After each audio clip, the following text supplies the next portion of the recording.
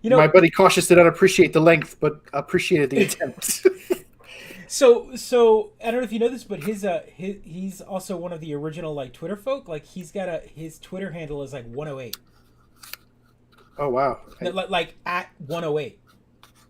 I don't know what that means. Where were Like they that's numbered his back in the day? no, that's his handle. He just has at 108. Like it's not a name, it's a 3-digit number. And is that what you couldn't have back in the? Is that Well, I what you? mean, it's just old enough that like all those would have been taken like Oh, I see. I see. I see. I see. I see. I see. I see. I see. So yeah, this is stuff I don't. I don't. I wasn't around you for the don't early days of Twitter. but you What's didn't up, have Chance? Thanks for jumping on. what's going on? You didn't have any like back in the AOL days or whatever the handle that was shorter that like you probably didn't you have cautious? I did have Cautious. Yes. You had cautious. And Cautious. I mean, like it's an easy name that I always had, so I never had to like worry about the numbers at the end. In fact, I think I might have put in Pedro, not knowing any better, and it'd be like Pedro 35, 35, 45, 8, because like it's the most common, second most common name in the world, right? So, whatever. hey, what's going on? Hey, Hey! Shorter the name, the more lead on all platforms. That's exactly right. Hey, look at this. We changed the little font format here. yeah, it's got some new. It's going on. Welcome to the What's Up, Chance. Thanks for jumping on. Howdy. Rita Sapphire, is that how we say that? Rita Sapphire? That's my sister Kim. No, I know. I recognize the face. I don't want to call out real names. Yeah. It's her. I think she goes by. I think it's Rita.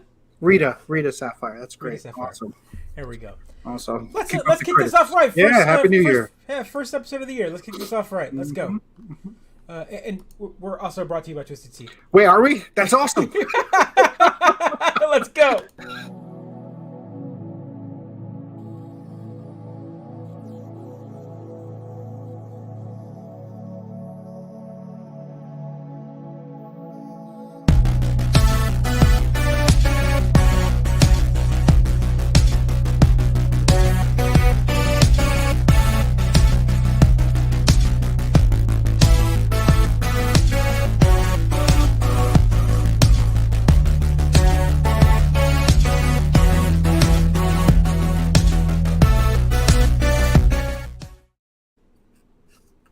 It's still up. It's still up.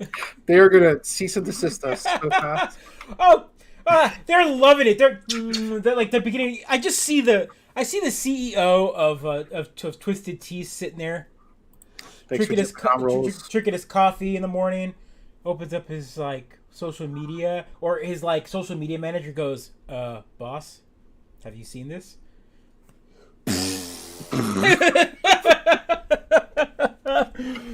I'm just so good. So good. It's awesome. It's awesome. Well, I don't know what you're talking about. Is it because Twisted Tea is delicious? I don't know what you're talking about. Wait, really? I You don't don't know? No. My life has been New Year's and then Bean Dad. That was my life when it comes to what's That's interesting that you knew about Bean Dad and don't know about Twisted Tea. Because I was there for like the Bean Dad moment. All of a sudden, everyone I followed was talking about Bean Dad, and I didn't know it. But so. To the CEO of Twisted Tea now tweets very careful. That's no. Oh, did he log into the wrong name? Said so- hi to a porn star? What did he do? No. So Twisted Tea is actually has nothing to do with it. There's a video that went viral online of two gentlemen in a 7-Eleven or a Wawa or whatever you want to call it. Some convenience store. Yeah. And the guy checking out, white guy using the N-word a lot. Oh, all right. He's Casual just conversation, dropping it left and right. No, he's like going on like this rant and he's yelling, and so there's this black gentleman behind him standing there, and he's trying to check out. He's got his Twisted Tea in his hand, and the guy's going off and calling him out and pushing him and calling him the N-word and saying all sorts of stuff, and he's bucking up to him. He's like, come at me. So he then slaps the tea out of his hand. Mm-hmm. And so he's like, he's trying to avoid. You could see, like, you could feel like as a brown person. I know what you're saying. Watching the video, you could feel that restraint through the video. Through the video, you feel like you want to give them strength. You're like you can do it, man. You can do it. Be above it. So he goes down to pick it up, and the guy kicks it out of his hand, like kicks it again to kind of like, come on. So then he grabs it, and as he gets up, he just goes wham, and hits him with the full side of the Twisted Tea, and it just goes, and he just goes down, and then proceeds to just like. Sure. And then you've got the woman, filming. Yeah, everyone's cheering on because no one wanted to say anything, but the guy was obviously a giant d-bag. That's so sad. Yeah. Yeah, but then what's funny is the guy, like the guy who got beat up, he's all messed up, and the guy helps him up, and he's like, "You done now? Like, are we cool?" Like he helps him up. No. Like after he beats him up, he helps him up. Like Twisted Tea. And so all right, so everyone could see he never actually touched him. The guy dropped the tea because he tried to do a cool guy flip. The cannon hit a move, and then best comment I saw on Twisted was being part of the solution to racism. Somebody commented, "Yep." They sure were part of the solution, all right. So what's interesting is I went after that. Of course, I went on there and I went onto Facebook. I went on the Twisted Tea's Facebook social media, and their social media guy must have been like on vacation for the past like 6 months because the last major post they had was like in June, right during the whole like the protests started, Black Lives Matter. So they posted vacation or COVID, Joe. Let's be sensitive. Well, hold on. So they were out there. I mean, come on. Out of anything, like this is the time to do something from home. Sensitive. Social media is from home, bruh. So but they obviously like talked about Black Lives Matter and put up a solidarity post. It was like, it's like we're for this, whatever. We back Black Lives Matter, so and so, and that was it. And there was like one more like random post of nothing. But of course, that's the second last. So of course, that's the post that everyone's just commenting on. It's like, everyone blows up on that one. That's awesome. So through there, you found like someone was like, "That's my husband in the video," and you're like, "What?" You click, and sure enough, her husband is the guy that freaking. Oh, it's so good, so good. Well, I'm glad some folks got fame from that, and some folks are selling tea. I guess. I mean, so that's what I'm saying. Like, Twisted Tea's out there is like, what? But of course, the memes are everywhere. Everyone's using them as the weapon. They're like, you see the Call of Duty loadouts. And it's like Twisted Tea and the Call of Duty. It's just so good. See, I missed all this. I missed all this. Let's all this. That's such a flash in the fan, and I missed it. Yeah, so how much is that marketing worth, right? I'm sure someone's got the number of impressions involved there, right? It's worth a lot because it was free. That's really the important part. Right. So let's... It's the praxis that overtook canned soup. Yeah, so there you go. That was our news segment. It is the Twitter update, I guess. 10 days late, 12 days. I was not expecting that lunacy. All right. Okay. All right.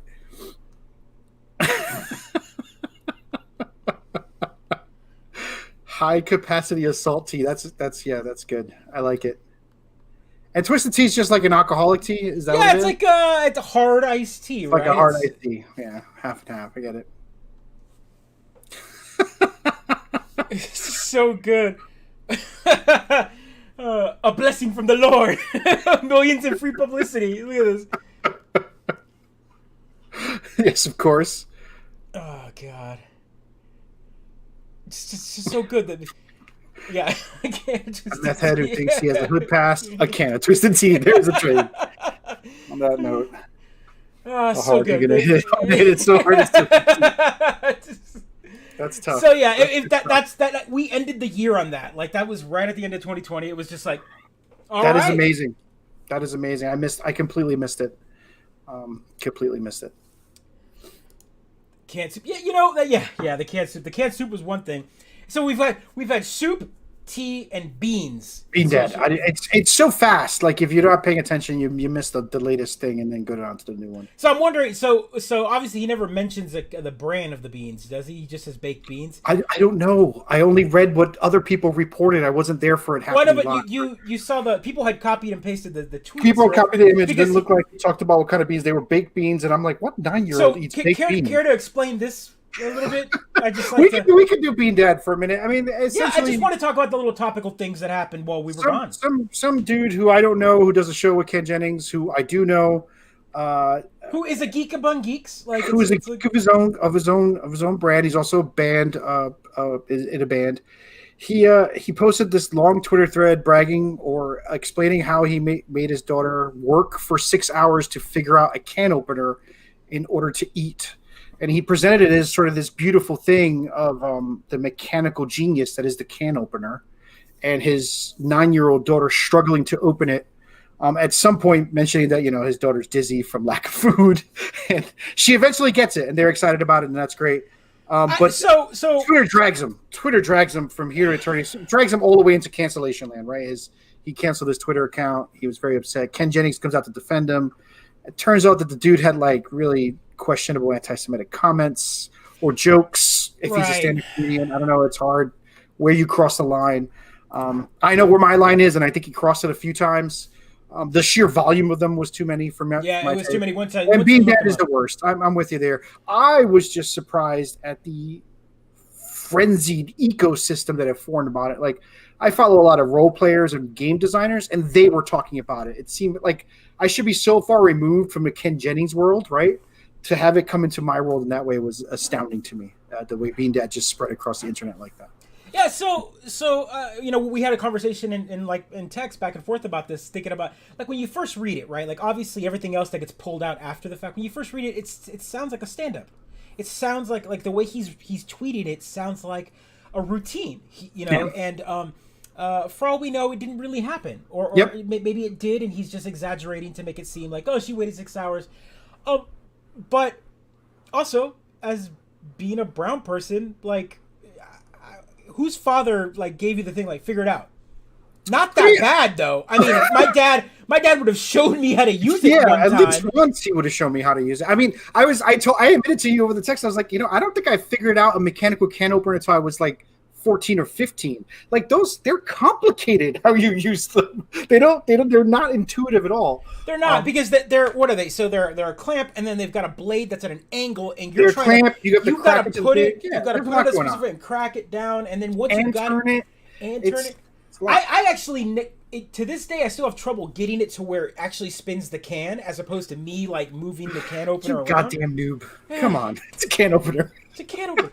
Now you're right. You had mentioned. What are you going to do in the apocalypse? What are you going to do? I'm going to use the Boy Scout one, the one that I actually can use. That's the first one I learned how to use at like 11 or 12. Right, that's the one that I learned because that's cool, right? Like as a kid, you had your subscription to Boys Life, where you stole them from the doctor's office. What is more Boy Scout manly than cutting a metal with metal? Like that is as manly as can be. Well, that, or you carried around your pocket flint, your little tinder flint. Yeah, exactly. You're walking around spraying sparks everywhere because you can. See, there you go. Yep, as an Eagle Scout. Well, Eagle Scout, that is quite an achievement. Well done, I was Cub and boy, never Eagle. I mean, I got all the first aid badges and a lot of shooting badges, for the record. So there you go. Never did Eagle Scout, though. That is a Chivo. That is a Chivo in and of itself, right? One you could put on your resume, being an Eagle Scout. Steal the man. Right. Like you go to the doctor's office and they've got Boys Life, which you're like, ooh, this is a costly thing. And I was like reading some of the comics in there and reading, like, yoink. Yep. Hey, Mom, hold that for me. Hold that for me. Definitely not Cat Fancy Magazine. I never stole one of those. I'll be honest. Never stole that.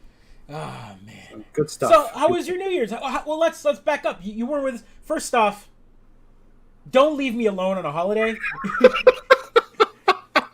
Because I was so sloshed by the end of the episode. So apparently, leaving you alone leaves you drunk as hell, which is hilarious. I apologize. I was... No, you don't have to apologize. Yeah, it gets so dark all of a sudden, right? Like it just gets so dark, and it's just miserable. Depression is a thing. Yeah, depression is a thing, and the holiday is the worst time for it. And I just was like, I cannot muster the energy to be in front of people right now. I would not be fun. So I appreciate you giving the week off. I might take that week off every year because it's so stressful, so brutal, and the lack of family and friends for the holiday always makes it real sad, you know. Yeah, no, totally. We did Chinese food. We opened our gifts. You can see right here. I've got the Mario Kart boxes. We had a lot of fun with that. How did that go? It was a blast. What I like most about it, Ray, is that my daughter enjoyed it. She enjoyed setting up the track and then watching me fail to race it because it was so hard. And then away, so you gave her the switch to kind of go around and make it because the first time you go, she just put chairs and boxes everywhere, and I'm like, what am I supposed to do? She's like, go and drive, and I just couldn't do the race. But then right away she wanted to play hide and seek with the cars. One car would hide and the other car would go and find it, and she'd find it in the camera and she'd be laughing and giggling. So that's what we did. We played hide and seek. One of us went and hid in the house, and then the other car drove around until we found it. And so that was a lot of it was a real discovered game. It was a lot of fun until I realized that she was picking up the car and putting it in the closet, and I could not drive over to find it. And I'm like, "Well, you cheater! What's going on? You can't." What a troll! She's good. She's like giggling. She's cracking me up. So it was. It's great. We played it a few times.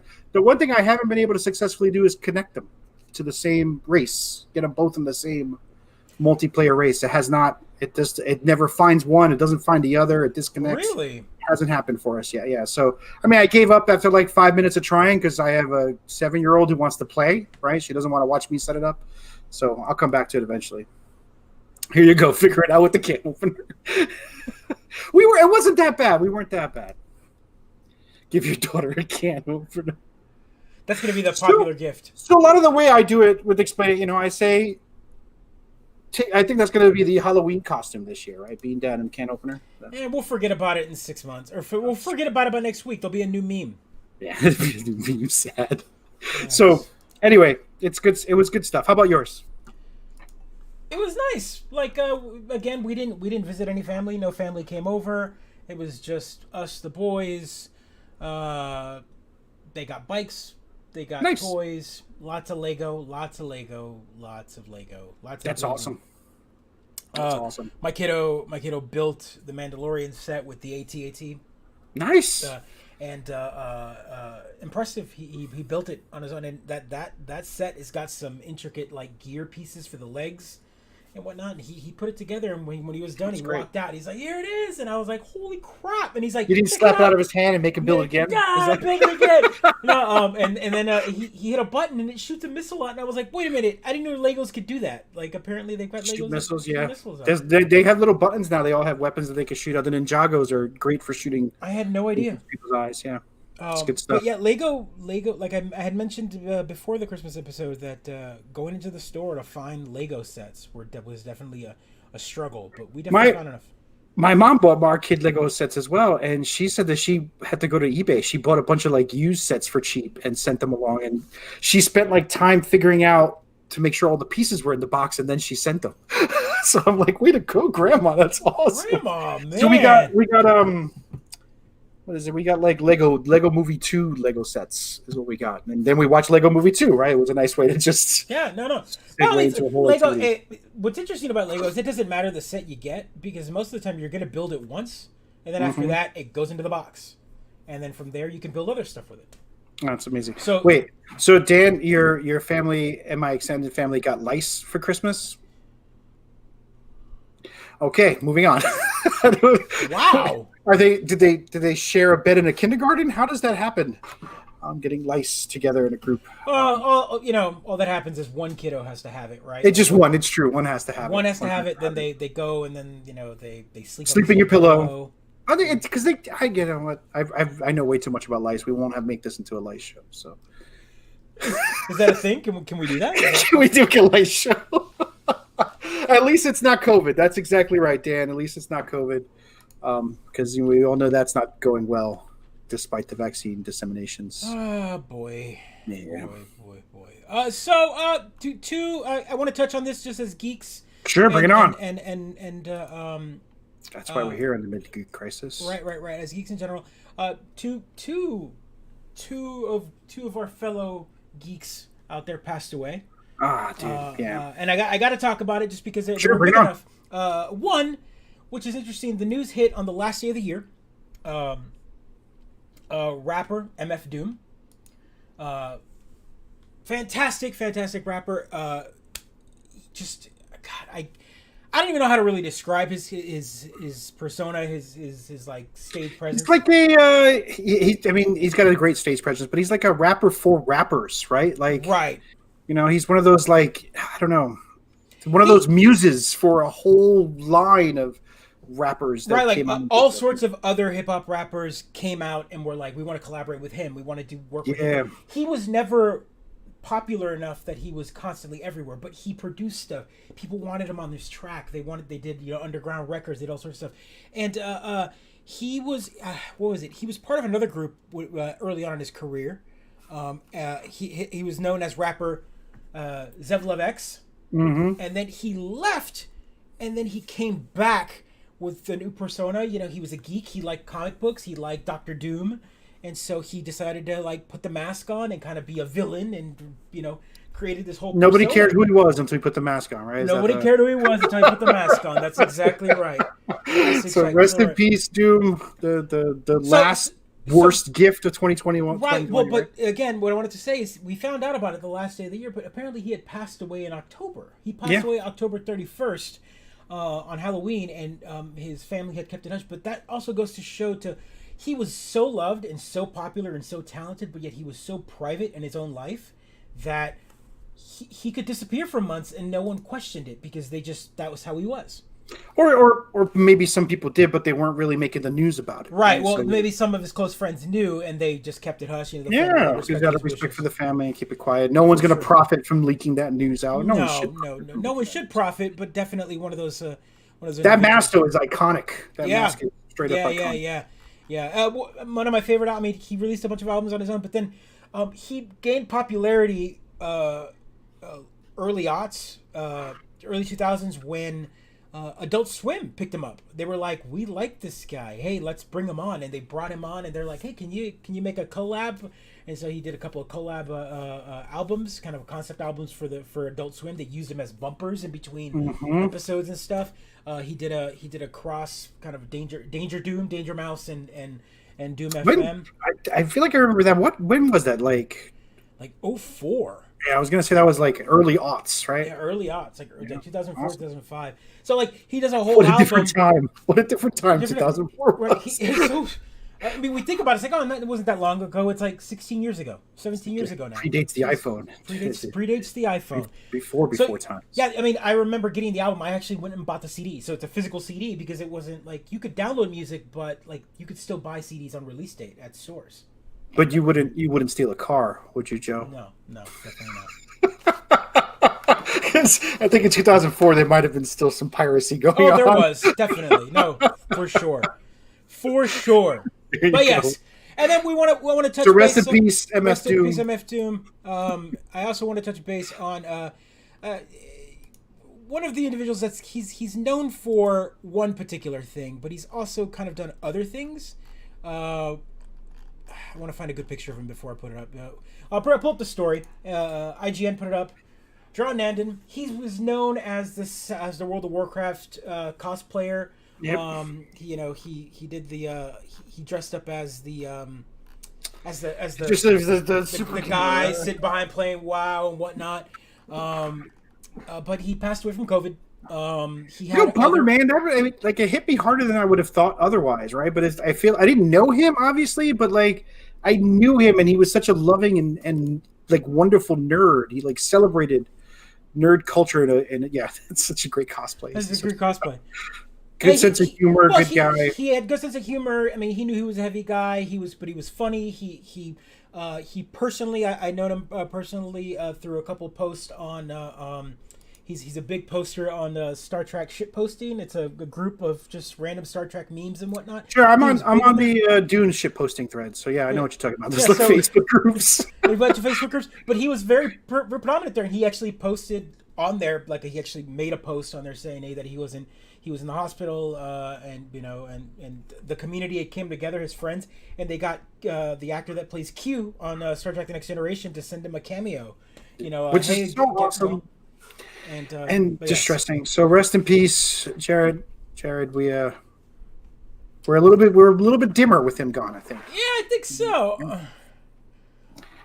Yes, right. Thank you for bringing that one up. Terry Diebold passed away too. It was kind of an interesting, like a bunch of very specific people. You might not know the name right off the top of my head. A lot of the richer community Nintendo does. PlayStation. Yes. So let me pull it up real quick. Sounds like a legendary item. Yes, beyond legendary, right? So like Terry Diebold was one of the individuals that found the prototype Nintendo PlayStation, right? Oh, so Nintendo had him assassinated? Is that? Sorry, too soon. I'm sorry. I should not. All respect to Terry Diebold and his family. I should not make that joke. We've talked about it on the show before at one point, and here is this is the Nintendo PlayStation, right? That's right.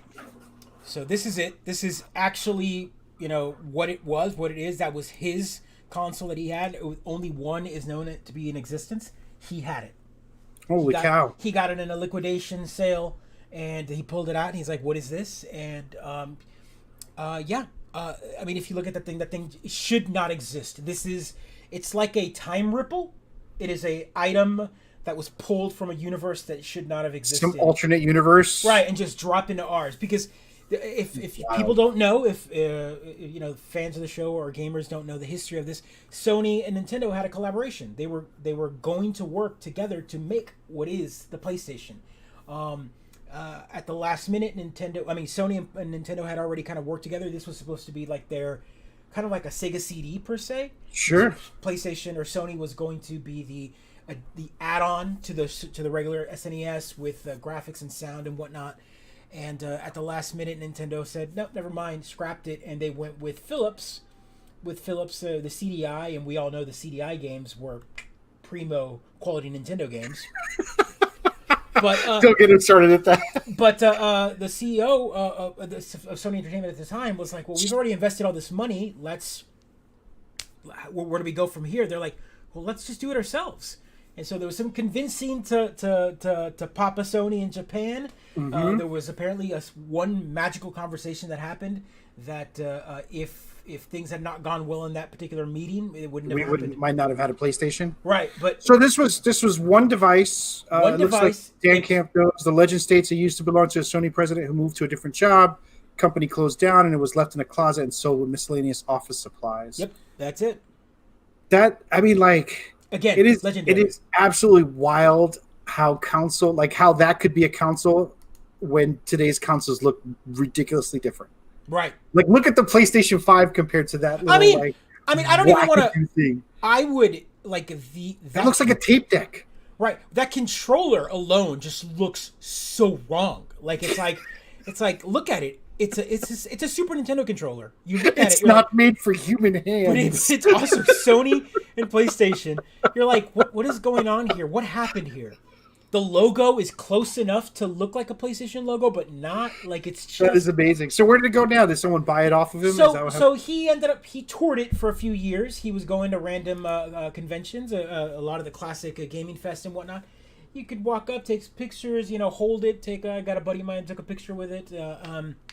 A lot of people in our Dallas Retro Gaming group posted pictures of them holding it, and they met Terry. Apparently, he was a great guy.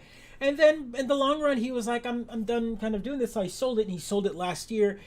The story behind that, though, is kind of sad because someone had offered him a bunch of money up front. He said, "No, I'm going to put it up for auction." Then it went up for auction, and it didn't sell for as high as probably that person offered. Brutal. Yeah. But it's sold. It's now apparently in a museum, or it's in the video game museum, or one of the video game museums at the time. Oh, nice. So it's sold for a little over $500,000 or whatnot. But I think he was being offered like $1 million or so. Holy cow. So Heritage ended up taking a big amount. So when did it went $420,000? When? This was this year. Yeah, that's amazing. So I don't know what it went for, but there's pictures of it, of course. It's so weird looking. Yeah, you look at the bottom. It looks like a combination Walkman / Super Nintendo. It's the weirdest looking thing. Like the back of it. Look at that.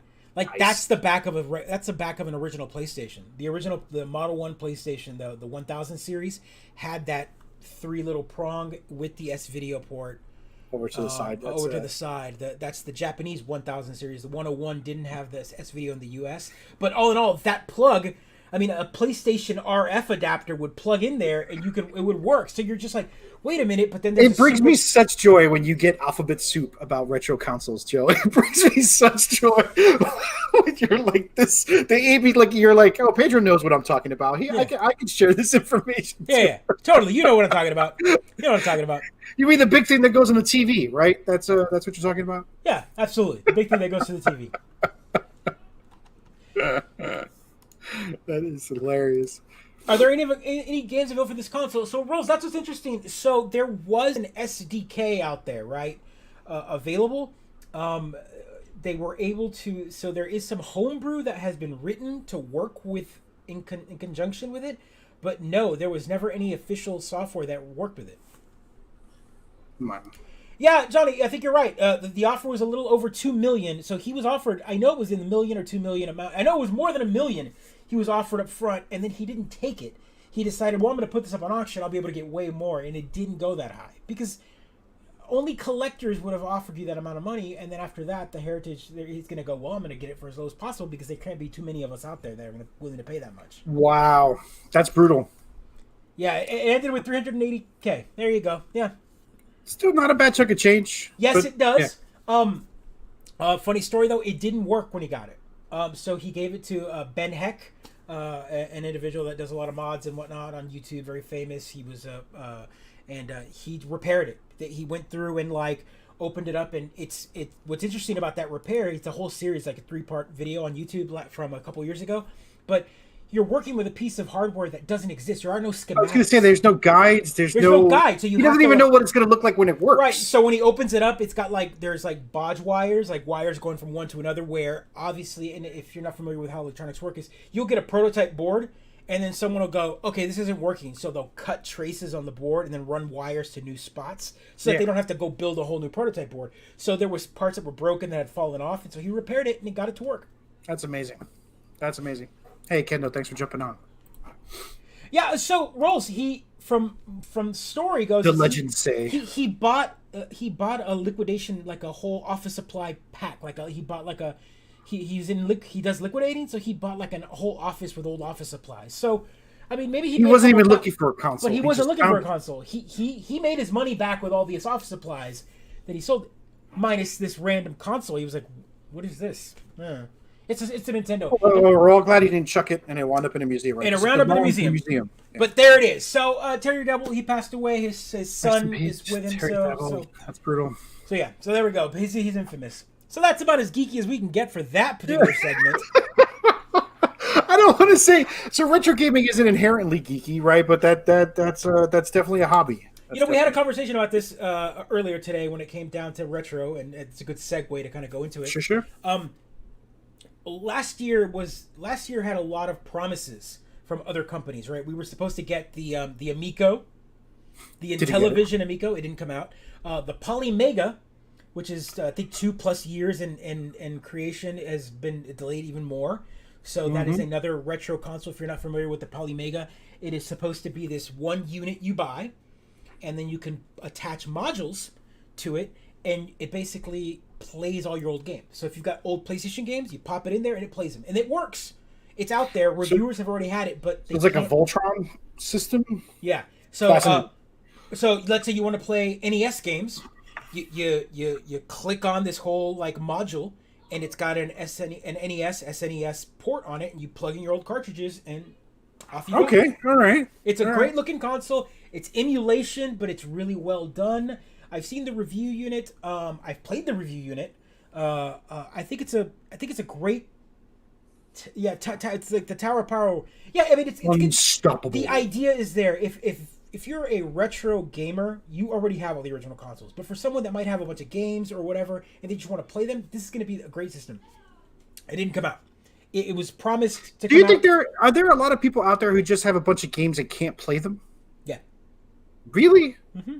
Yeah. Like they don't have a console already for those games? Well, that or they've got old consoles, right? So like plugging up a Super Nintendo to a TV looks like crap.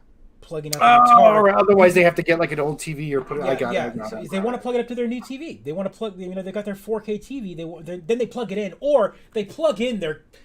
So this is like a tool for retro gamers that don't want to go through all the work of modding their systems to play. Right. So I get it. So that was one.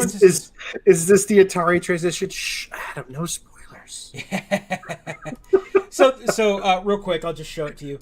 That's the Polymega. It's actually a sexy little box, Xbox. Oh no! Wait, it's got a fan. Okay, all right. So it's got it's a really nice looking system. When you buy the base, it comes with a CD-ROM drive, and that'll play any game, any retro CD-ROM based game. Saturn, PlayStation, Sega CD. And it's just you just drop it in there, and it's got the emulation software. Yeah, it has everything already preloaded and whatnot. It drops it in. It actually copies the game onto the solid state, and then once it's set, you never have to put your game in again. That but feels you like, right, but you can't grab a hard drive, plug it into your computer. yard. You have to have physical media. So even the Wait, it testers sounds have like been, you have to start with physical media, right. and then once it's on there, you can play. Okay, Right. all right. So, but the idea is it doesn't have copy protection. So if you could just burn your copy of whatever onto a CD, then drop it in there, it doesn't know. We shouldn't So- give people clues. but Yeah, well, I mean, it's not out yet, right? But it's modular, right? So you name this the type of Will system. it play Bushido Blade? It will play Bushido Blade. Thanks for jumping on. Go ahead, Sean. It will play Bushido. I mean, look at This it. guy's a college buddy of mine, and we played a lot of Bushido Blade in college. For the That's record, funny. I was playing Bushido Blade 2 yesterday. 2's not as good as 1, but it's great. It is great. Like, they're such good games. I don't know why they didn't go any further. Bushido Blade 3 was not enjoyable. Or was there a Bushido? I feel like there might have been a Bushido Blade 3, but it wasn't very good. It had more of a story to it, maybe, Bushido Blade 3, I'm thinking? Or is that... No, that's Way of the Samurai. I'm confusing the two. Yes. Lord of the North Wind checking in. Look at that. See? You guys are just as geeky. Don't give me that crap. So you gotta... Yes, will it play... What is that? 5, 6, 7... What is that? So that's Dragon Warrior 7. What system was it on? I don't even remember anymore. I can't keep track. So many Dragon Warriors, Dragon Quest games out there that I can't keep track of what system they... 7 was on the PlayStation, wasn't it? I feel like 7 was on the PlayStation. Well, I don't know. I don't know I enough don't of remember. them. I don't remember.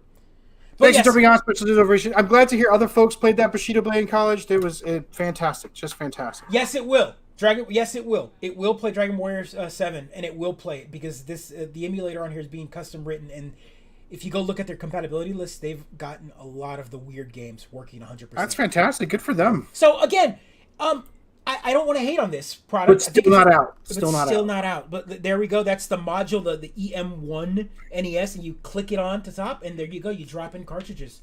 So you take the whole chunk off the top and then replace it? Yeah. So if you see this part right here where they show you this module, you see this top part being slid in. Like that part right there slides in to the top. See that? So that's the CD-ROM drive or the base unit. But you click that out, and then you drop in another one. That feels like a lot of work to play games, but... So do you get all the modules up front, or you have to buy... the modules are extra. You get the base, you get the CD-ROM module, but here's a PC Engine one, so you could drop a TurboGrafx 16 card in it. So pop it out, slide in another one. I mean, isn't that pretty? But it also, what's nice about it, it also has, when you drop that module in, it gives you the ports for the original controllers. Even though you can play with a wireless one, you can still plug in your Sega Genesis controllers or your PlayStation controllers. I'm imagining showing up with a violin case at someone's house and then opening and assembling it, right, and putting it all together. No, we go over to people's houses anymore, but whatever. They're going to sell different wireless versions. Can I blow on the cartridges, Adam? No, you cannot, and you're not invited over to my house if you blow on the cartridges. Do not blow on the cartridges. Do not blow on the cartridges. It'll support light guns. That is a fancy looking light gun. It looks like a Fifth Element prop. Well done. Yep. I mean, the interface is really cool looking. It's got like a whole menu system. You can save state. You can do all sorts of fun stuff. It's a cool looking system, but it's not out yet. Mm-hmm. But this is still the ideal version of a retro system. Then we're going to talk about what actually came out this year. The Dark Horse. By the way, that's the interface. By the way, that looks great. No, it looks great. Once you save the game on there, you can then search for the game and then whatever you want to play. It looks suspiciously like a pirate server, but I'm not gonna. It looks like Plex, right? It's like Plex. Yeah, I agree. The gun looks really realistic, kind of scary. Right out of Cyberpunk for sure. I can see that. See that. Yeah. So let's talk about Atari for a second. So the Intellivision, Polymega, and the Atari. Those are 3 systems that had been announced years ago. They were all finally supposed to come out because by 2020, it's been a few years that they've been announced. 2 out of the 3 did not come out. The third one, the one that out of nowhere just shipped at the end of the year, boom, under the radar. Here you go. Got it out. Here you go. And we've talked about this on the show previously. The Atari VCS. It's I don't know what to call this system. Have you read what this thing does? Nothing, right? It does nothing. As I understand it, the controllers don't even work. But... That's all I know. That's what I know about it. The So controllers don't let's connect. bring up the Atari VCS here. It's got a wood panel heart. Wood. Special delivery. Yes, it did ship. It shipped. And people have It's it. out. People have it. A buddy of ours, this guy right here in chat has it. Biggest fan. Almost got me converted. So I'm gonna have. He's probably gonna chime in and correct me on some things by all means. It's got an MSRP of $3.99 here. All right. So here's my argument against this system. It's a great looking system. Like I think it's got a fun like retro look. It's got the lines. Doesn't look at all like a modem. It doesn't look at all like a modem. It's kind of inspired by the old 2600. Sure. Iconic, legendary. There's a model that you can get that you could have gotten with the wood grain on the front. Ooh, yeah. You can get classic controllers, and you have to buy the modern controllers separately. I think it'll still accept like any. No controllers included, right? So you have to buy one of them. You have to buy at least a controller. Is it? I mean, like, is it even a console with no controller? I don't know, man. Like, it should have packed one in at $3.99. Can you connect other controllers Bluetooth style? Yes, you can. Okay, all right. That's one of the things. But here's a problem. One, I've seen this interface, and it's a streaming box. That's what it looks like when you boot it up. The games that it loads that come on it are a big pack of, I think it's like 100 games, 150 games, Atari 2600, 7800 games. Mm-hmm. But it's one game that you load that loads all these games. Yep. Now, I don't know about you, but there has been 1,000,000,001 ways to play Atari games. Yes. They take up no space. You could load. There's tons of ways to do it. So yep. Atari they didn't have anything up front to go, hey, here it is. What they were trying to sell on is an ecosystem. Hey, here's this marketplace we're going to have. Hey, developers, go and join our our storefront and put your indie games on here or whatever, which is great. It sounds like a good way. Folks have tried this model a lot. Yeah. Right? If we don't remember, there was one called the Oya. I remember. I bought that one. We bought it. I bought it too. The one game that came out on it that was amazing was Towerfall. There was a lot of fun games on there, right? There were, but the one hit, the one that that actually got ported onto other systems. Yeah, it transcended the Oya and went to other systems was Towerfall. But let's also talk about what the Oya was. It was like $99. It was an Android console. It played indie games, and you can mod it to play like retro systems. It was cheap. The entry point wasn't big. This is $3.99. It was also like this big. Yeah, like it was about the size of this coffee cup. Yeah, it was so good. I mean, didn't take up any space. Great for couch play. I like my Oya a lot. Yeah, I mean, they had one button on the top. Boop. It was a cool little system. But one of the things that I just feel like people didn't. Yeah, it was $99 and it came with a controller. That's very true. And it came with a controller. So here's $3.89 pre-order. You get the price. wood. I mean, it's a sexy looking console, but that's a big price. I mean, that is the price of a digital version of a PlayStation 5. It's my Xbox. It's the one I have. Yep.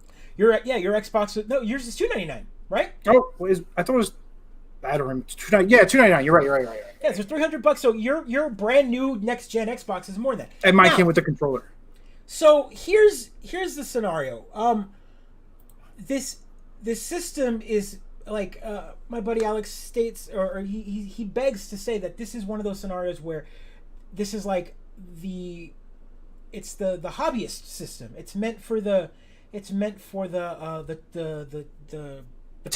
The tinkerer. But I also have to talk about the fact that there is nothing custom about this system. It is, other than the OS, which is like a Linux-based operating system, it is literally a Ryzen-based processor. It's a Ryzen CPU, AMD CPU. You can run Windows on it. It's got a PC mode, which is what's interesting. So you can load Windows on it. You can see it there. It'll boot into Windows like a dual boot system. But then once you get into Windows, it's a very low-powered PC. Now, if you take $300, $389 Honestly, if you take 389 and throw it at a entry level PC, you will get more specs. Now, the problem was is they came up with the specs for this system 3 years ago, and engineering had to start working on it then, and so it is technically a 2.5-year-old Ryzen chip in here that you're getting in 2020, 2021. So that's what hurts. It's a $400 system that's meant for tinkers with no real games on it. And it's 2 years old. The technology and it's already 2 years. Yeah, right. It's not Xbox. It's not anyone else that had the money to be able to go, hey, AMD, whatever you're making next year, we want it in our console for next year. And they're like, you got it. They didn't have that money. They were like, we have to take what's off the shelf now and start building with it. So one correction from Alex, right? They technically updated the technology a year ago, so they did update it. There was an update. So they went to the next gen Ryzen. So, but even then, it's still a year-old CPU. Yep. That's. I want to. How you say? I don't want to beat up the Atari VCS anymore, right? Because there are fans out there and they like it, right? And I think Alex. No, but here's the thing, and the counterpoint on that is give a counterpoint. The counterpoint is it is a fun-looking system. If you are a tinkerer, it's good for you. But, again, I can't emphasize this enough. This is the same argument that I have with the Amico, where the price, people that want, this is pulling at nostalgia, right? It's got the Atari logo on it. So most of the individuals that are going to buy it remember Atari. Yep. So they just want to plug and play. I'll be honest. I want that controller. I want that little joystick right there. Yeah. Well, I want it to play Atari 2600 on another system. Yeah, I do. It's a good looking controller. It's a good looking controller. And I don't know who this is for anymore. Like, if it doesn't have any killer apps, all the Atari games that are on it can be played on a bunch of other things. So either you have to buy a $400 system to then wait for homebrew, wait for tweaks to come out, or I can just do that with a lot of other cheaper things. The Mr. Project is out there.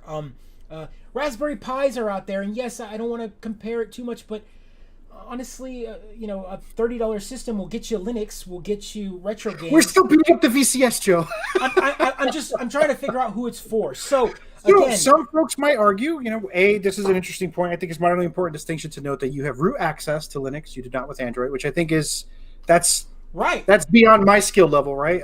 And I say that not jokingly, right? Alex actually typed up a letter, an essay, in the Atari VCS and sent it to me, and I couldn't open it because I had no idea how to open that file on my phone, right? I am far removed from the technical qualifications to do these things anymore.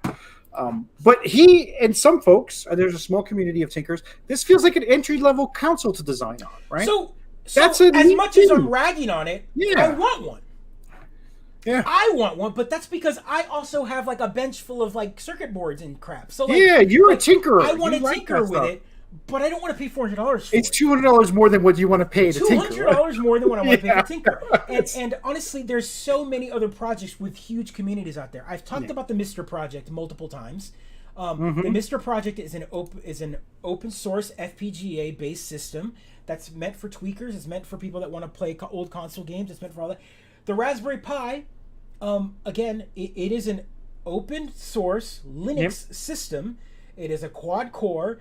The Raspberry Pi 4 is just now getting the drivers to be able to do whatever you want on that Raspberry Pi. Yeah, it can run Dreamcast games on the thing. Yeah, no, it's well beyond the Atari VCS. Well, it can do that. What's going to happen is the Atari VCS is all, but people are going to do is they're going to just port all of the same emulators.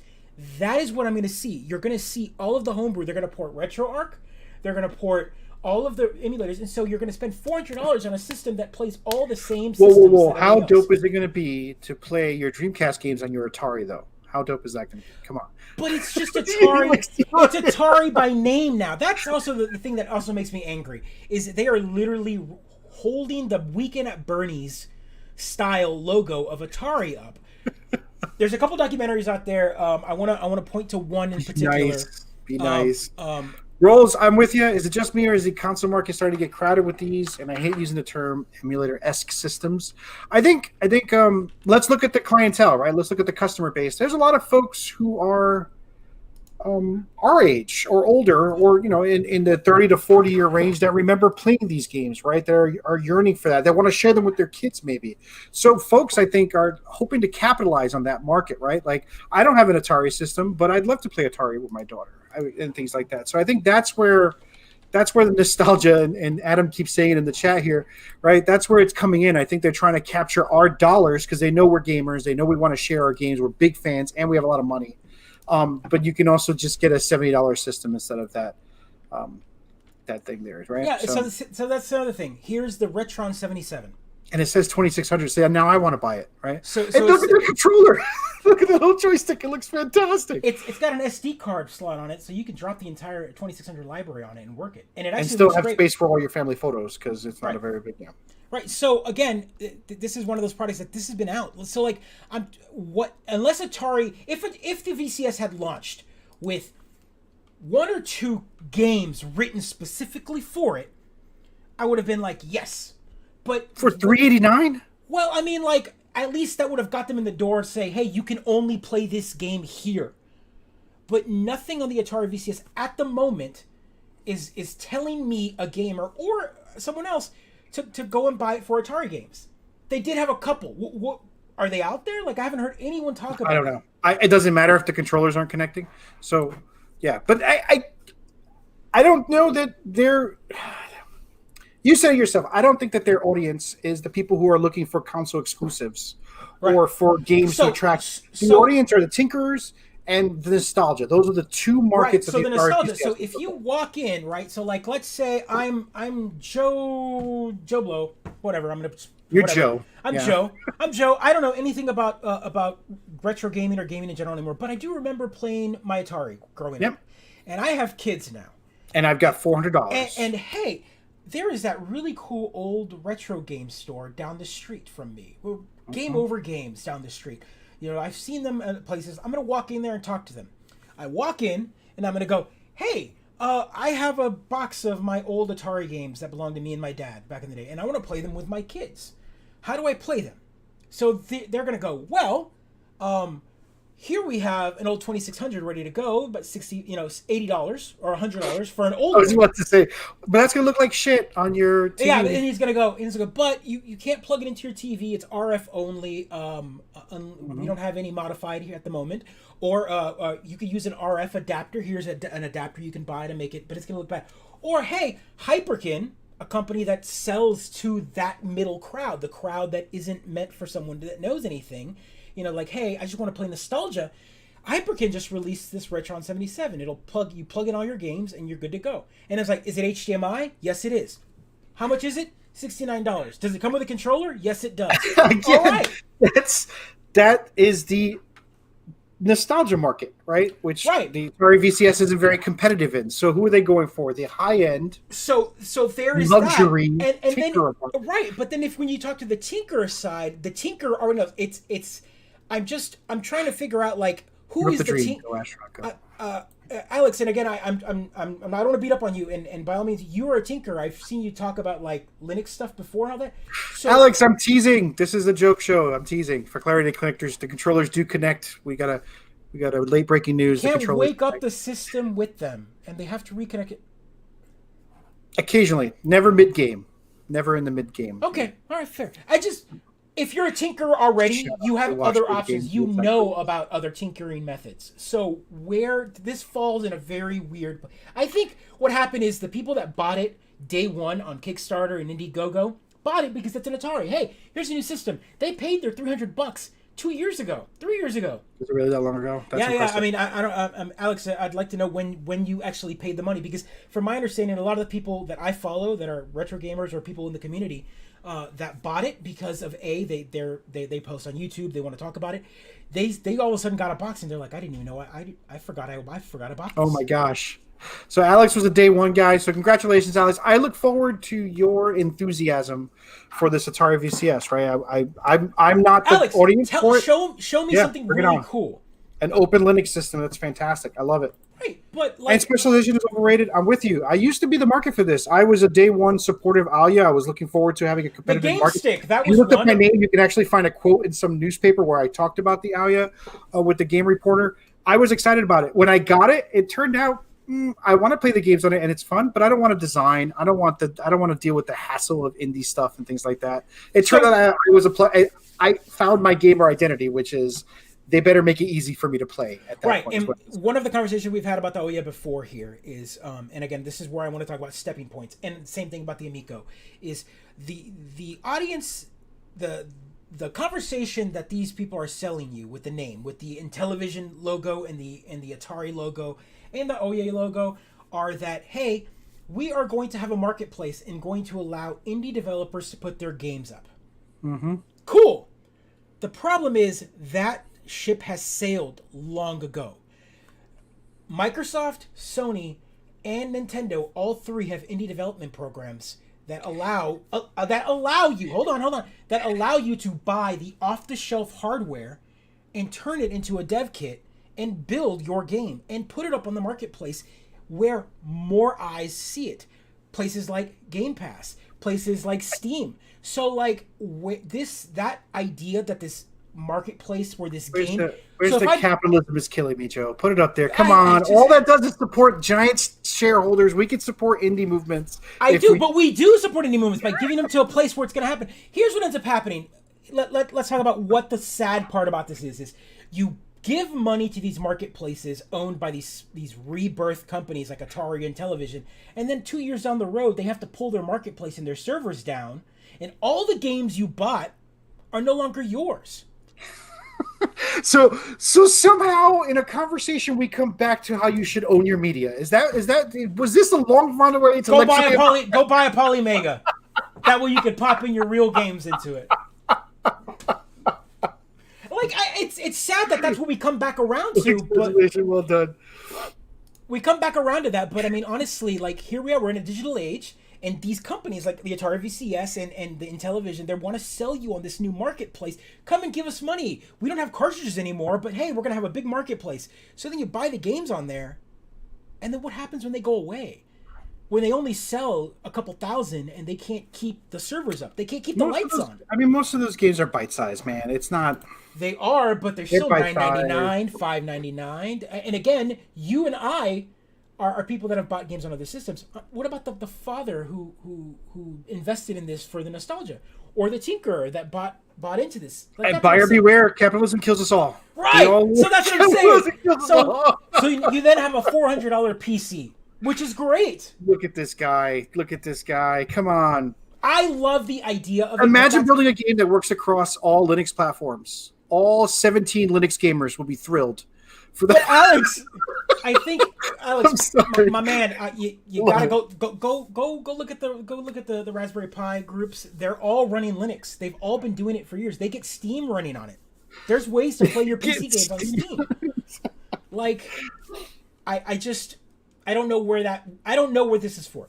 I hope that everyone that buys it enjoys it. I feel like the reviews that I'm seeing from the actual people, they've bought it, they've plugged it in, they've been like, wow, well, let's hope this picks up in the next year or so. It's a beautiful nostalgia device. I mean, just as a work of art, it's a tribute to a different time. Which I want to point to this video right here. I'm going to actually paste it in the chat. This particular video right here, Rerez. He did a wonderful video in October 30th, talking about the history about how you don't know Atari, and basically he talks about how Atari has passed hands. It's been sold 4, 5, 6 times over, that no one from the original owners of Atari are even involved in any of this anymore. So the nostalgia that you're feeding is just feeding people that bought a name and want to use it just to pull your nostalgia. Like, this isn't feeding anybody that actually owns the intellectual. This isn't feeding Bushnell anymore, the original creators, or any of the other major developers for Atari anymore. They're not making any of this money. I don't care. Right. I mean, like, I just want to buy my feelings back. Right. Honestly, back. You're saying that, but you don't. You're the most anti-nostalgia that I know. I actively fight against. I would buy an Atari T-shirt. but that's about the extent of my investments in Atari thing. Yeah, Infograms and a couple other ones. The companies that have owned Atari, they've re-put the name back on other companies so that it could sell. It's a really funny story. Watch No, that I video. know it's a brand name that's been passed around. I mean, all of them have, right? Eventually, all these names and brand names get passed around. Yes, it is, Dan. He's the guy who posted the 2 videos for Stadia. He did a revisit recently for the Stadia, talking about how it still sucks. Yes, so he did a great video. It still sucks. You got a T-shirt for free.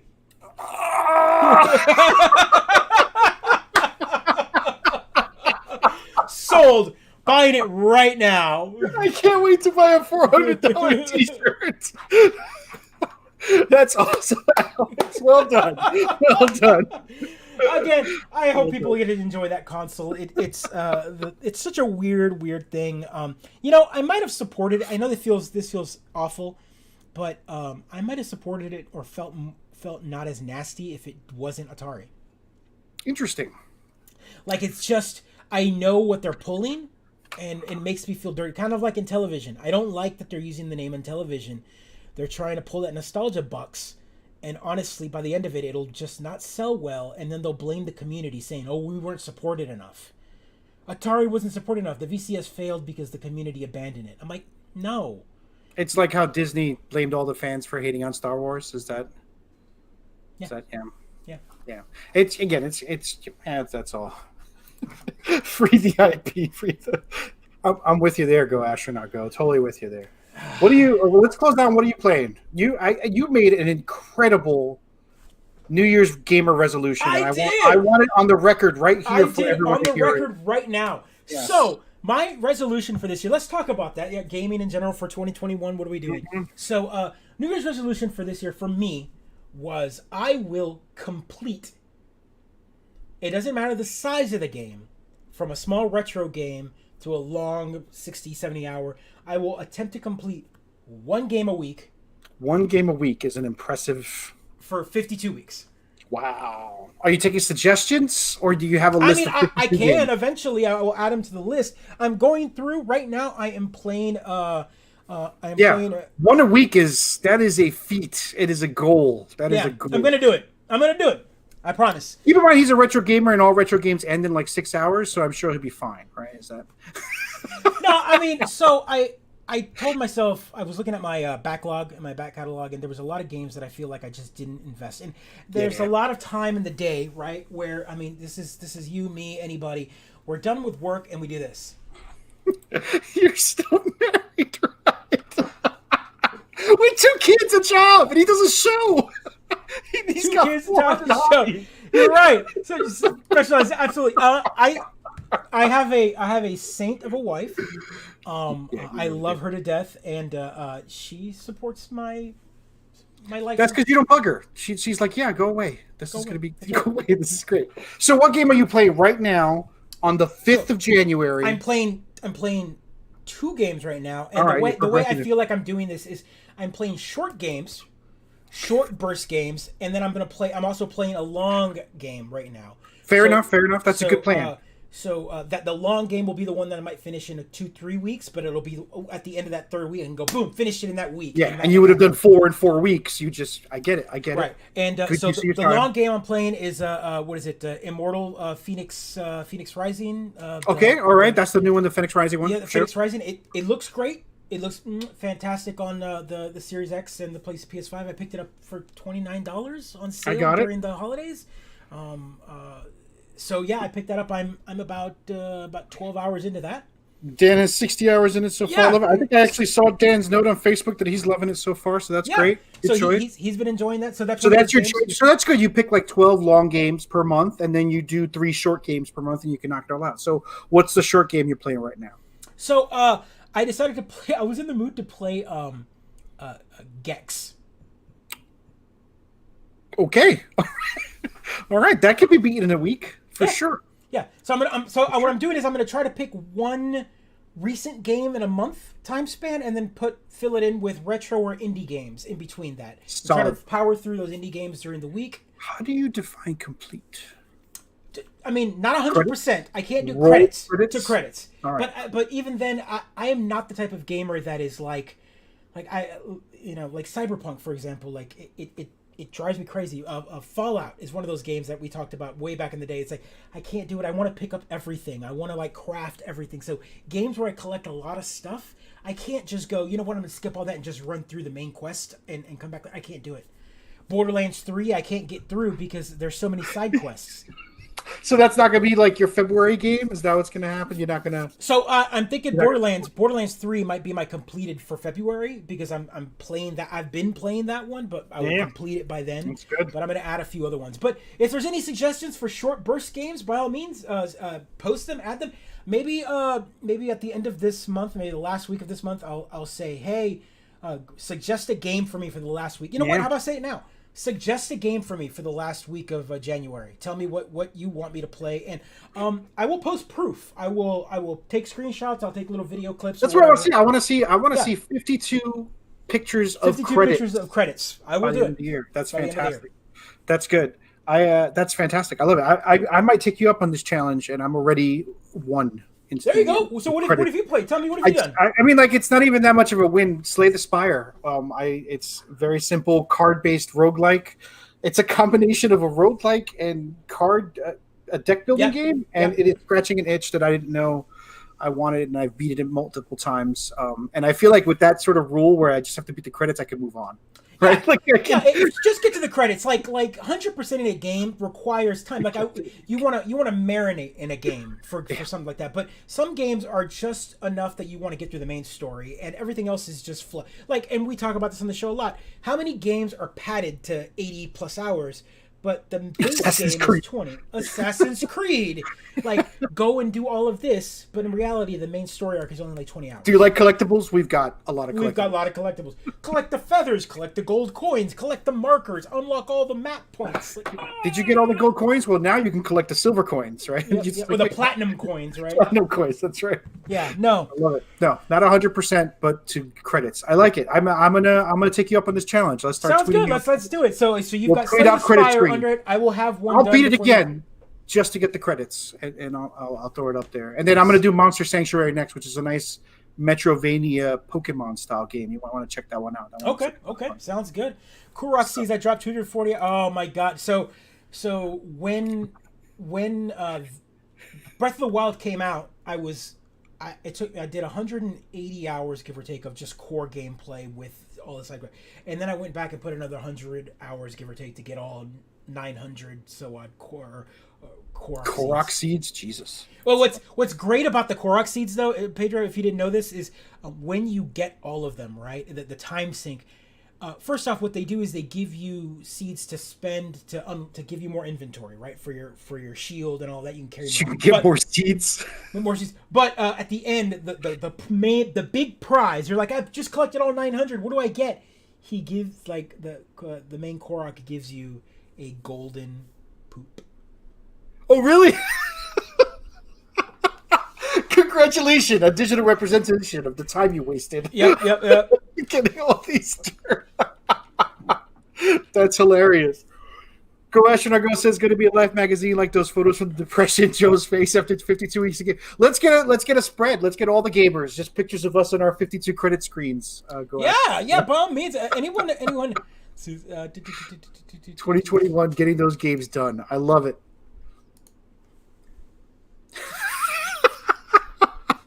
Does it do anything? No. Oh, it's just Hetsu's gift, a gift of friendship given to you by Hetsu. It smells pretty bad. Is Hetsu just? He's like. He's the head Korok. Like he's the guy that you find at one point, and then he goes back to a spot, and then as you collect the other Korok seeds through the worlds, you go back and you redeem them, and he does a little dance, and then he unlocks more inventory space. But at the end of it, his big final moment is he does the Hetsu's gift, and it's a golden poop. What a wonderful love letter from Nintendo. Totally. I love it. It's almost like a slap in the face, but like, what'd you expect? What did you want to get after 500 Congratulations, you beat the game. Here you go. you dumped 300 plus hours into this game. Here's what you get. That's hilarious. That is amazing. All right, my man. So let's wrap it up. Good Let's wrap stuff. it up. Thank you, everyone, for joining us. Again, thanks for joining me last week while I got really nice and Happy New Year wasted. Happy New Year wasted for sure. What's funny about that is I didn't get any copyright hits because I didn't play anything except on Facebook. Apparently, I played a video and UAG, United Artists, flagged it on Facebook, but I didn't play any movie or video from United Artists. Maybe that guy was drunk too, and he just wanted to call you out. And they called it on visuals, so it wasn't even audio. I had audio muted, so it was visuals. Oh, wow. So I'm like, what? I was like, I played the Wonder Woman trailer and a couple other things. I'm trying to figure out what it was, and I don't know. So I fought it so that the video can get posted back up on Facebook, but they haven't replied back in a week. So Facebook. Ooh. All I did was relink the YouTube video back on Facebook. Thanks for jumping on, Rolls. Happy New Year. Rolls, again, forgot to say happy birthday to you. It was your birthday last week, or yesterday, right? Yesterday was your birthday. I didn't get a chance to actually post it on your wall, but there you go. Happy birthday. Happy birthday, Rolls. Keeping us all honest. It's fantastic. Yep. Thanks, everyone, for jumping on. Don't forget to like, subscribe, share if that's your thing. Find us on Twitter. Look for our credit pictures on Facebook. Know that the Illuminati is watching. Yep. Always a pleasure, folks. It's been great. It's been great. Take care and have a good start to the year. Yeah, episode 108. In the can. Yeah, be kind, everyone.